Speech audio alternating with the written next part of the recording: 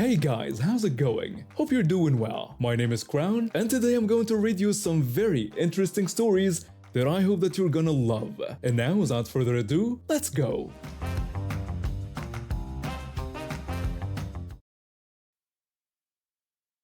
After losing my office job during company-wide layoffs last year, I decided to switch careers entirely.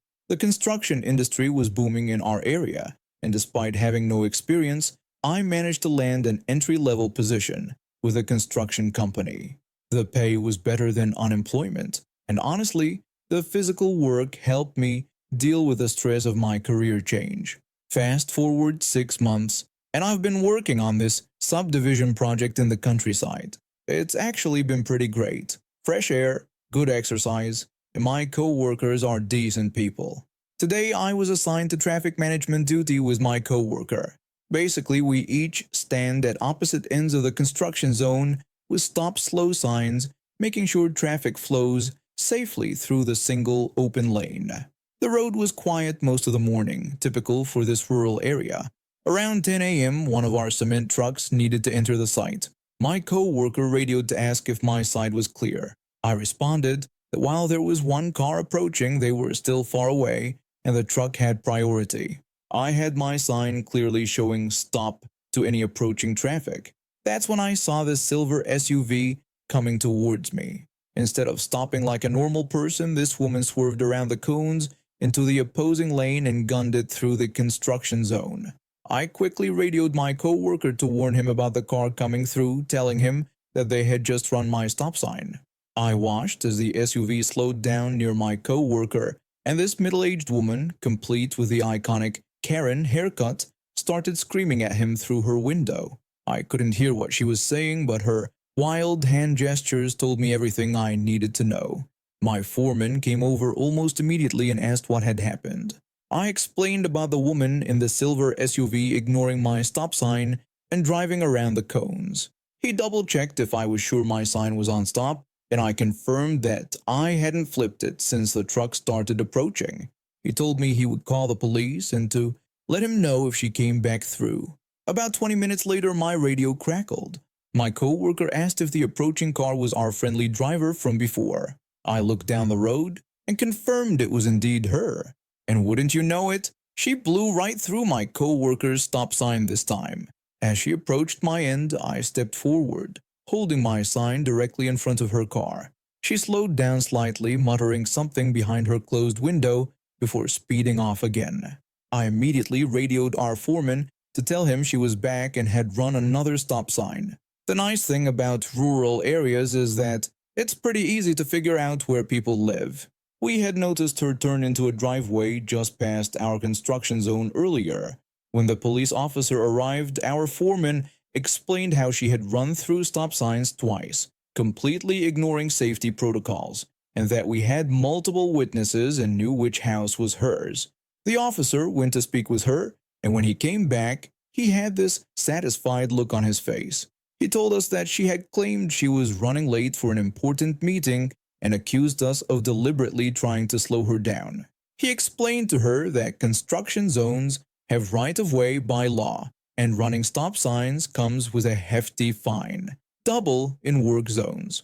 When our foreman asked what would happen, the officer told us she would be getting tickets for both incidents.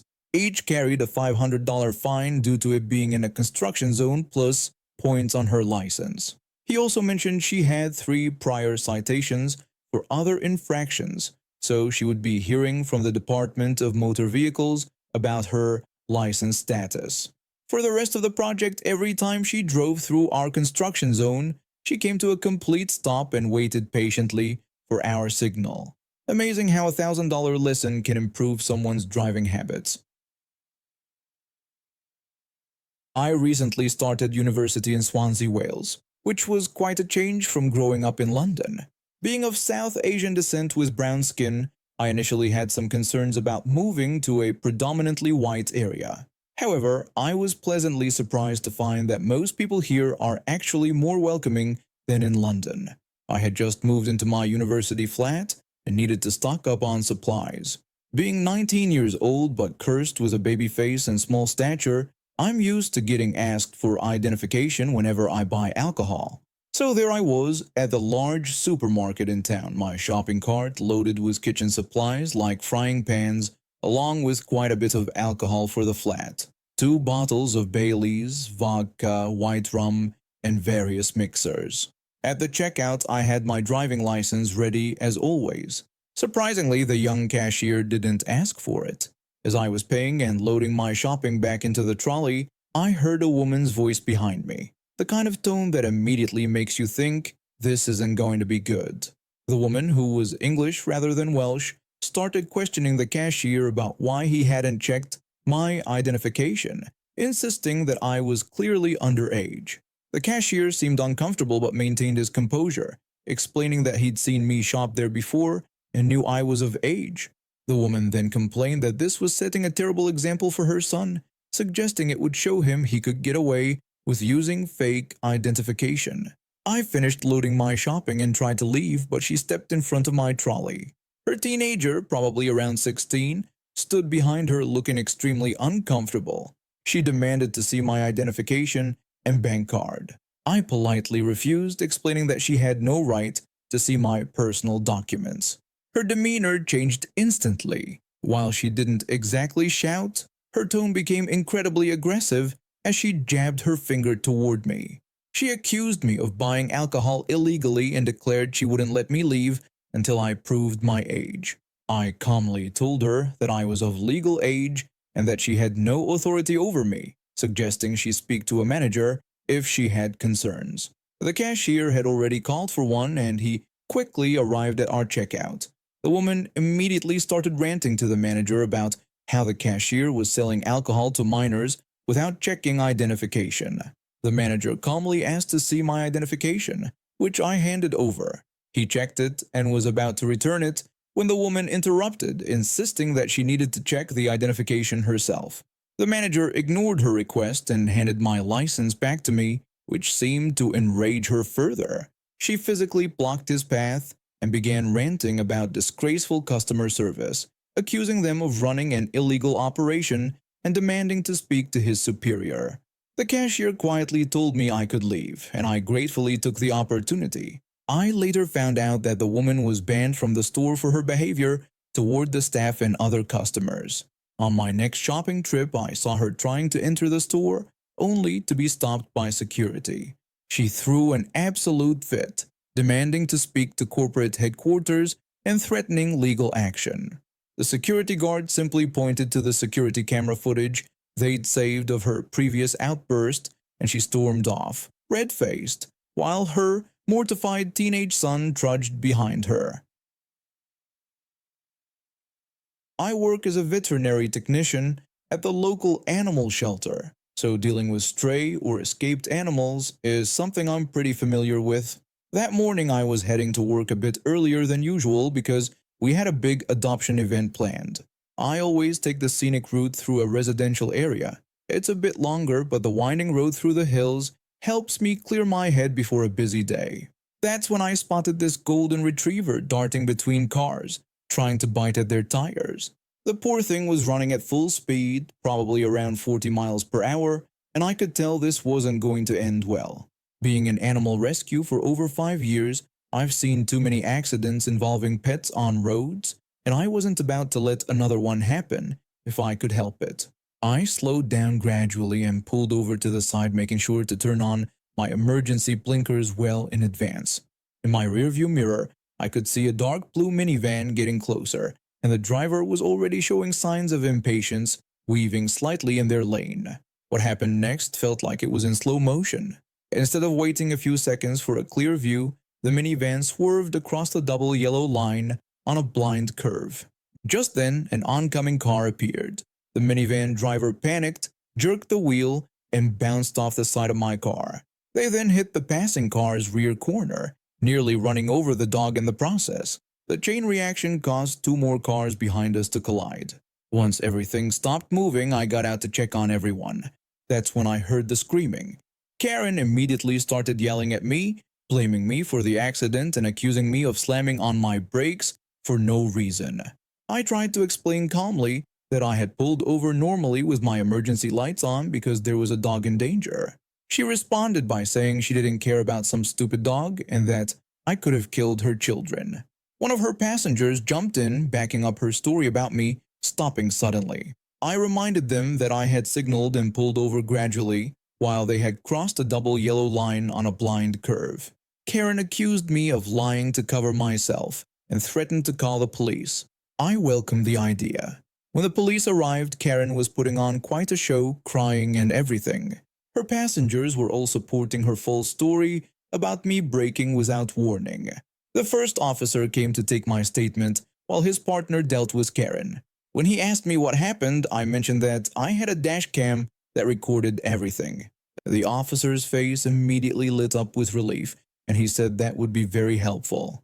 We reviewed the footage right there on my dash cam screen. It showed everything crystal clear: my gradual stop, the emergency lights, the minivan tailgating, and then the illegal pass attempt that caused the whole accident. Karen started shouting that the police and I were working together and that the video must be fake. When the second officer told her to lower her voice, she snapped back about how she paid their salaries with her taxes. Things escalated when she poked the officer in the chest while ranting about police corruption. The officer told her she was under arrest, which set her off even more. She started threatening the officers, saying she'd have their badges and kill their careers. When they tried to handcuff her, she kicked one officer in the shin and spit at the other. This earned her multiple charges, including making terroristic threats, assaulting an officer, resisting arrest, reckless driving, and illegal passing. Her passengers weren't spared either, getting charged with providing false statements to law enforcement. While all this chaos was unfolding, I spotted the golden retriever. The crash had scared him so badly that he ran back to a nearby house, squeezed under a loose fence board, and disappeared into the backyard. I made sure to let the officers know so they could inform the owners about fixing their fence. Later that day, I found out that Karen had a history of road rage incidents, and this arrest actually violated her probation from a previous road rage assault. She ended up serving 6 months in jail, lost her license for 2 years, and had to take mandatory anger management classes. The dash cam footage became part of our local police department's training materials on road rage incidents, and they even invited me to speak at a community safety meeting about the importance of dash cams. The entire incident cost Karen over $15,000 in fines, legal fees, and restitution to the other drivers involved. That $100 dash cam turned out to be the best investment I'd ever made. I've always been close with my little sister, especially since our parents work overseas, managing their restaurants in Japan and Singapore. Being 5 years apart means I've basically watched her grow up, and I've tried my best to be both a brother and something of a father figure to her. I run our family restaurant here while they handle the overseas branches, and my sister helps out on weekends between her college classes. She's really blossomed into her own person lately, and I couldn't be prouder. The restaurant keeps me busy, but I always make time for our weekly dinner tradition. That's where she first told me about getting into anime. It started when she was pulling all-nighters for her finals and needed something to watch. Her roommate suggested Demon Slayer, and soon she was totally hooked. She'd tell me all about the plots and characters during our dinners, and even though I'm not into anime myself, seeing her so passionate about something made me happy. Around 3 months ago, she discovered that most anime was based on manga and started collecting volumes. She'd come home with new books almost every week, carefully arranging them on her bookshelf. I'd never seen her so invested in reading before, and it was actually improving her Japanese, something our parents were thrilled about.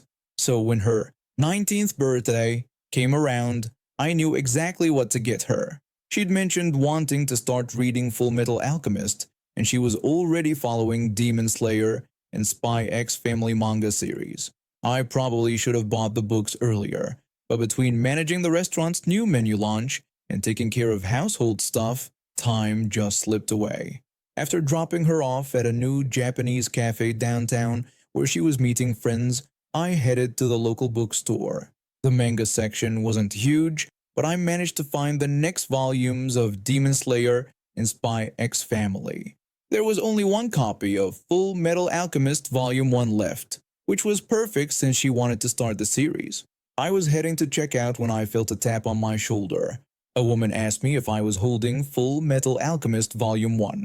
When I confirmed it was, she asked if she could have it, explaining that her son had seen it and it was the last copy at the store. She also pointed out that I already had other comics in my hands, as if that somehow strengthened her case.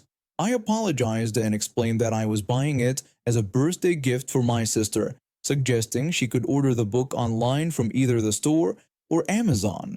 The woman seemed shocked by this and questioned why my sister would want to read comic books, insisting they were for boys. Her tone was so condescending that I could feel my patience wearing thin. I tried to explain that these weren't just comics but manga, which were Japanese-style books, but she cut me off impatiently, demanding to know if I was going to give her the book or not. When I refused and repeated that it was a birthday gift for my sister, she became more aggressive.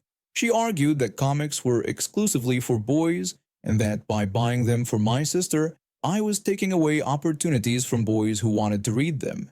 I tried to walk away with a dismissive response, but she physically blocked my path and attempted to grab the book.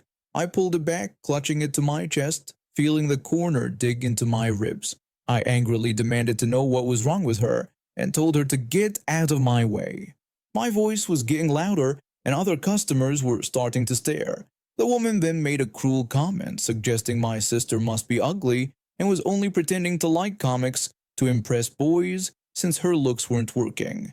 My blood boiled at this. My sister had finally found something that made her truly happy, and here was this stranger trying to ruin it. I was about to unleash my fury when a store employee noticed the commotion and intervened.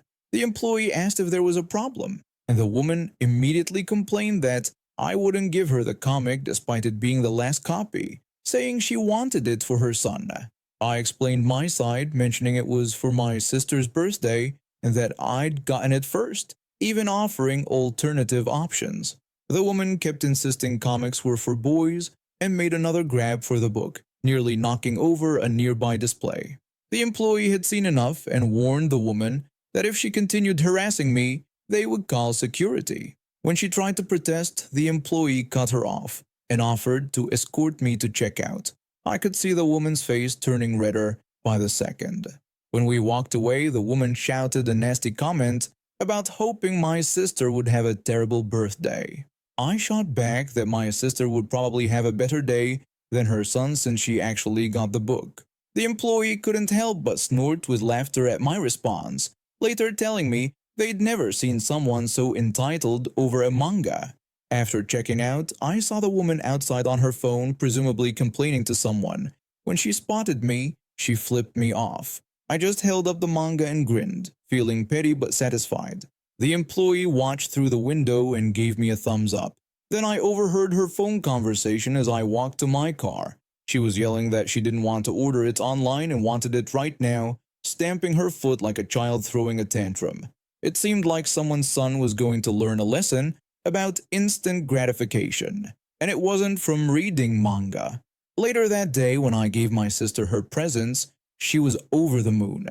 She hugged each volume like it was precious treasure, immediately sitting down to read the first chapter of Full Metal Alchemist.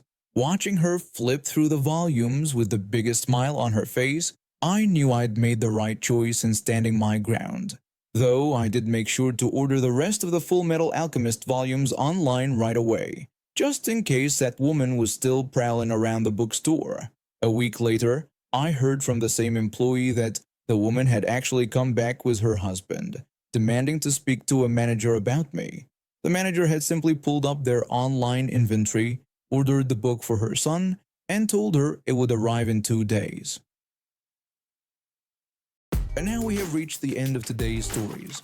Thank you for watching, and see you next time.